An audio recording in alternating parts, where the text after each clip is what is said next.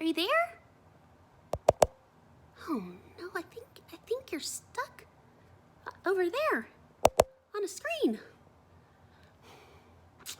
Oh my goodness, I'm not used to having Sunday school with the screen here. Oh, it's different. There's been a lot of things different lately. Work looks different. School looks different.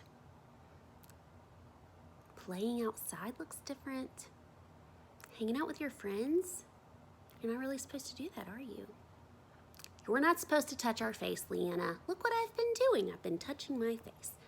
There's been so many new and different things just in the past couple of weeks.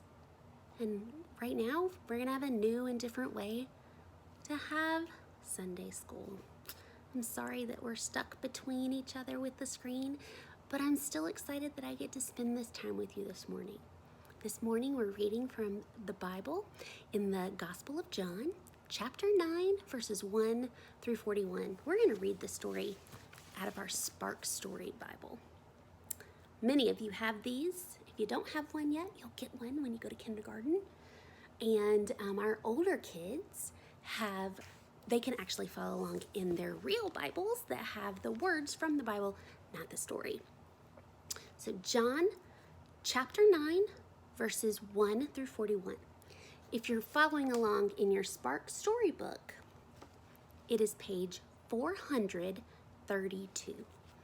This story is about when Jesus healed the blind man.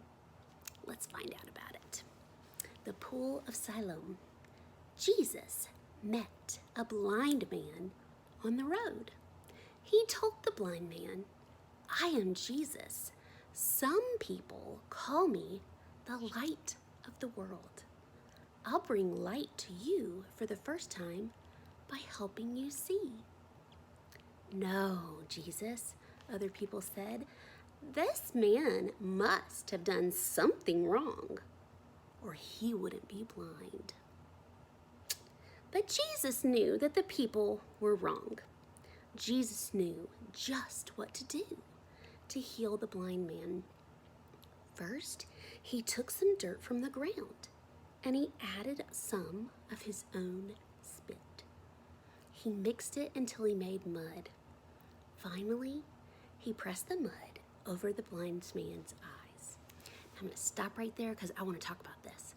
I love to play in the mud. I love to make mud pies and mud cakes and mud brownies and mud cookies. I love to make it all. I like to use water from puddles. That's my favorite. I like to use water from the spigot. Hey, and I maybe even have used some of my own spit. But if you're going to go outside and play in the mud, that is so fun.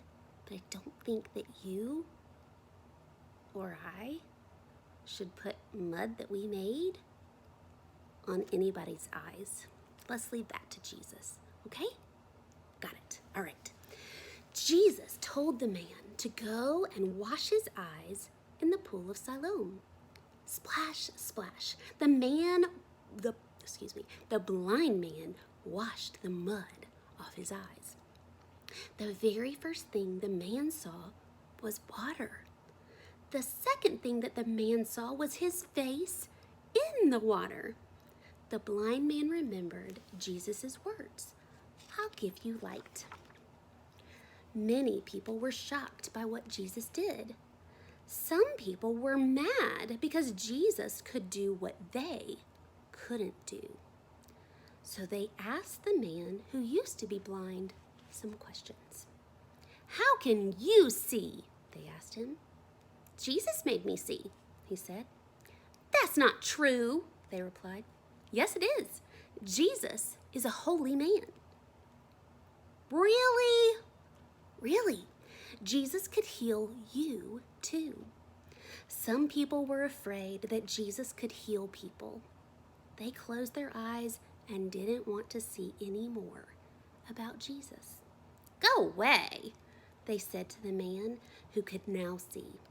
He went away. Jesus heard about what had happened and went to find the man.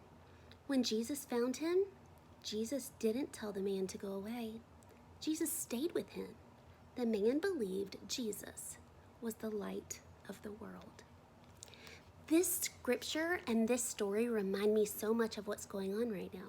There's so many new and different things, like the man could now see. And so many new and different things are confusing, and I don't really understand them. Kind of like the people didn't really understand that Jesus could heal. But Jesus did. And just like Jesus healed this man, a man he didn't even know, you and I are doing our part to make sure that our world gets healthy again by staying home, by not going to school, by not going to the park to play with our friends. We are helping each other by staying away. But you also can help other people in your community by taking their mail up to their house from their mailbox, or taking their paper from their driveway up. If you see someone who's dropped some trash, you can pick it up and throw it away yourself. You can help other people even if you don't know who they are, because that's what Jesus did, and we can follow him and follow his lead by helping others.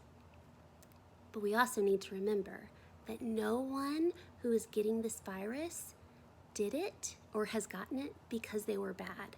Just like God did not punish this man in our story, in our storybook Bible, to make him blind. He was not punished.